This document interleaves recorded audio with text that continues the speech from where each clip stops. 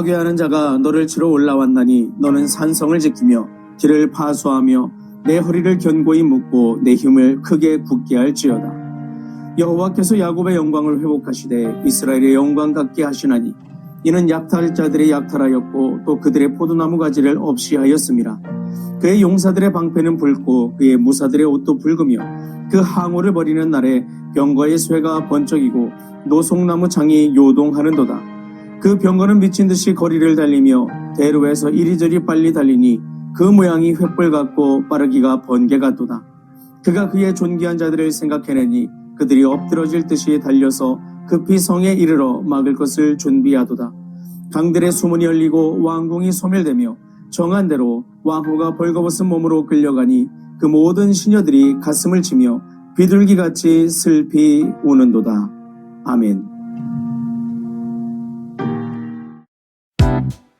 안녕하세요. 데이바이블 조영재 목사입니다. 우리는 살면서 이런 경우들을 볼 수가 있는데요. 한때는 절대 무너지지 않을 것 같았던 기업이 무너지거나 강대국이 흔들리고 또 굳건해 보였던 권력도 어느 날 역사의 뒤안길로 사라지는 그런 경우들을 볼 때가 있습니다. 그 모습을 보면서 세상은 이렇게 말할 수 있겠죠. 역사는 강한 사람이 만드는 것이다. 그러나 성경은 전혀 다르게 말합니다. 역사는 강한 사람이 만드는 것이 아니라 하나님께서 이루어 가시는 것이다. 이렇게 말하고 있죠. 오늘 본문은 바로 그 사실에 관하여 우리 가운데 보여주고 있습니다. 나훔 2장은 니느웨의 함락 장면을 매우 생생하게 묘사합니다. 1절을 보면 하나님께서 오히려 니느웨에게 말씀하십니다. 성을 지키며 길을 지키며 허리를 굳게 묶고 힘을 크게 낼지어다. 얼핏 보면 전쟁을 준비하라는 명령처럼 들립니다. 그러나 사실 이것은 하나님의 조롱 섞인 그런 표현이다. 이렇게 한번 표현해 볼 수 있을 것 같습니다. 왜냐하면 이것은 아무리 준비해도 이미 늦었다라는 의미가 되기 때문이죠. 왜냐하면 이 전쟁은 단순히 메대와 바벨론 연합군의 전쟁이 아니라 하나님께서 행하시는 심판이었기 때문입니다. 당시 니느웨는 세계 최강의 요새 도시였습니다. 높은 성벽과 견고한 방어시설을 갖추고 있었고 사람들은 니느웨는 절대 무너지지 않는다고 믿고 있었습니다. 그런데 하나님께서는 이미 수십 년 전에 나훔을 통해 그 멸망을 선포하셨죠. 그리고 주전 612년 메대 왕 키악사레스와 바벨론 왕 나보폴라사르가 이끄는 연합군이 니느웨를 공격합니다. 본문 3절은 붉은 방패와 붉은 군복을 입은 군사들을 묘사하고 있죠. 이는 피와 심판을 상징하는 강렬한 표현이며 당시의 전쟁 장면을 눈앞에 펼쳐 보이는 듯한 생생한 묘사입니다. 그리고 실제 두 연합군이 이런 모습을 취했었다고 하죠. 4절에서는 병거들이 번개처럼 달리고 용사들이 성벽을 향해 몰려갑니다. 그리고 6절은 더욱 놀라운 그런 기록을 담고 있는데요. 강들의 수문이 열리고 왕궁이 소멸되며 고대 역사가들은 니느웨 함락 당시 큰 홍수로 성벽 일부가 무너졌다고 기록하고 있습니다. 사람들은 이것을 자연재해라 말할 수 있겠지만 나훔은 다르게 해석합니다. 하나님께서 자연까지 사용하셔서 자신의 말씀을 이루셨다는 것이죠. 여기서 우리는 성경의 역사관을 배우게 됩니다. 역사는 우연이 아니라는 것이죠. 국제정세도 전쟁도 강대국의 흥망도 하나님의 손을 벗어나지 않는다는 것입니다. 그러나 오늘 본문에서 가장 중요한 말씀은 전쟁 장면이 아니죠. 2절을 볼까요? 여호와께서 야곱의 영광을 회복하시되. 왜 하나님께서 니느웨를 심판하셨을까요? 니느웨를 미워하셔서 그렇게 하셨을까요? 이 부분에서 우리가 중점적으로 봐야 될 것은 하나님께서 이 일을 행하신 주된 목적이 하나님의 백성을 회복하시기 위함에 있다. 여기에 우리는 주목할 수 있어야 됩니다. 이것이 오늘 본문의 중심입니다. 우리는 종종 하나님의 심판을 무너뜨리는 일로만 생각하는 경향이 있습니다. 그러나 하나님께서는 무너뜨리는 것이 목적이 아니십니다.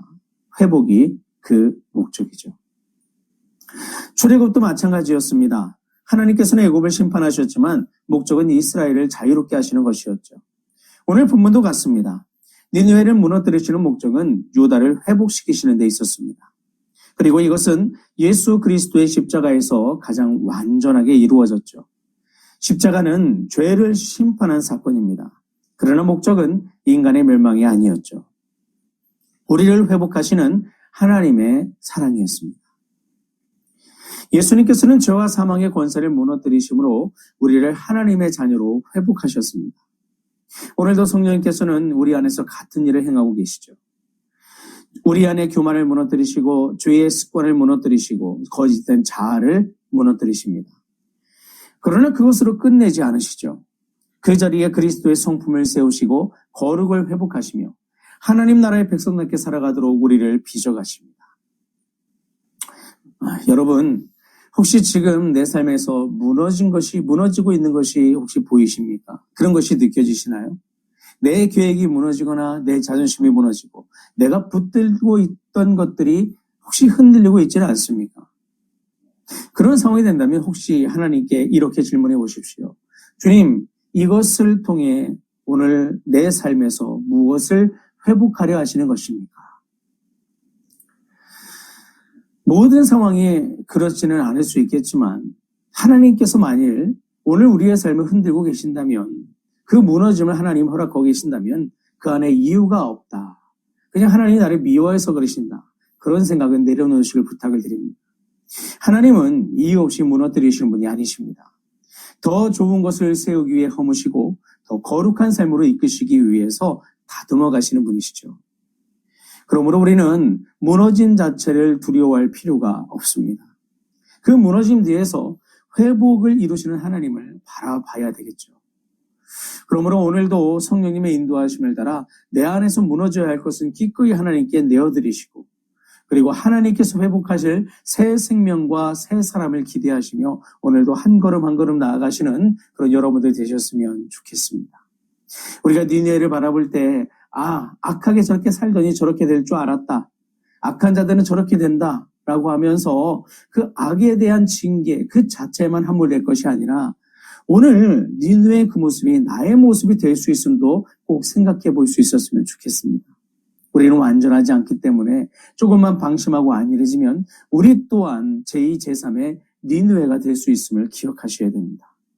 그러므로 오늘 우리 자신 스스로가 하나님 앞에 바로 서 있는지 하나님의 사랑받은 자답게 매일같이 말씀 앞에 나를 비추어가며 그 안에서 잘못된 것을 돌이키고 바르게 세울 것은 세워가면서 하나님께서 기뻐하신 믿음의 심령의 삶을 펼쳐낼 수 있는 여러분과 제가 될 수 있었으면 좋겠습니다.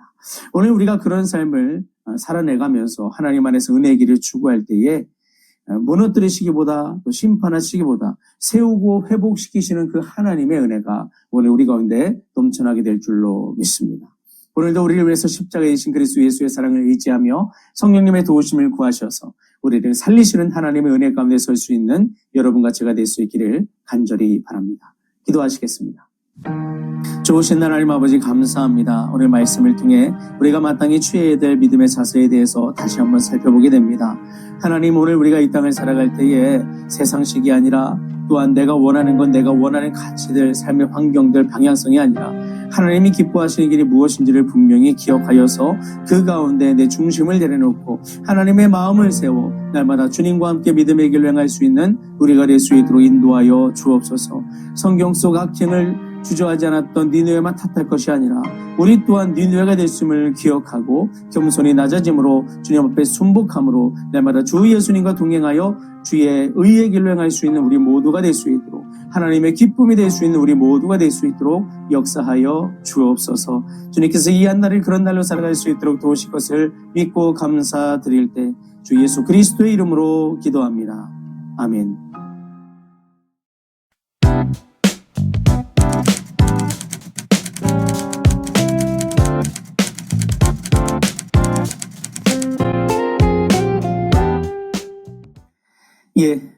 오늘도 주 예수님의 은혜를 힘입고 믿음의 길로 행하시는 여러분과 제가 될 수 있기를 주님의 이름으로 축원합니다.